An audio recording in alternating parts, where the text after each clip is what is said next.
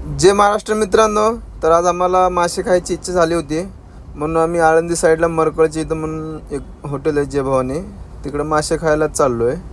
तर तुम्हाला पण खायचे असेल तर तुम्ही येऊ शकता. तिकडं जय भवानी हॉटेल आहे मरकळला. एक नंबर जेवण आहे, मासे गिशे एकदम जबरदस्त मिळतात. तुम्हाला यायचं असेल तर या एकदा. दादा तुला कसं वाटतं रे मासे खायला? एक नंबर मस्त. अनिल भाऊ तुला चांगलं वाटतं का मासे? एक नंबर माशामध्ये एक. आपण कुठं चालू ऍड्रेस सांग, म्हणजे लोक पण तिथे येतील. मार्कडला चाललोय. हा, हॉटेलचं नाव काय आहे? जय भवानी. जय भवानी हॉटेलचं नाव आहे. हा. जय भवानी. हो, जय भवानी नाव आहे. जय भवानी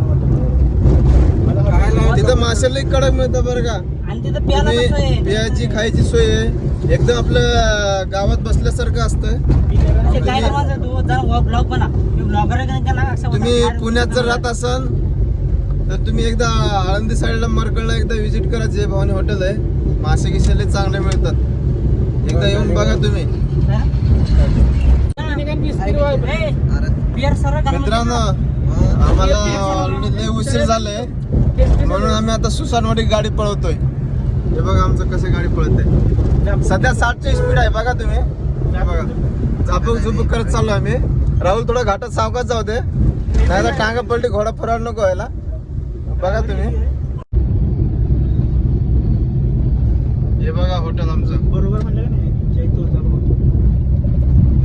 हे बघा आमचं हॉटेल आलं बघा. आम्ही आता आतमध्ये येतो. हे बघ गर्दी बघा तुम्ही, फुल गर्दी आहे.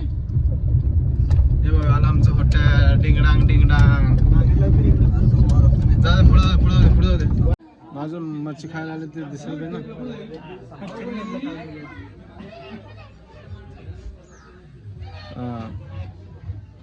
ओके ओके बस.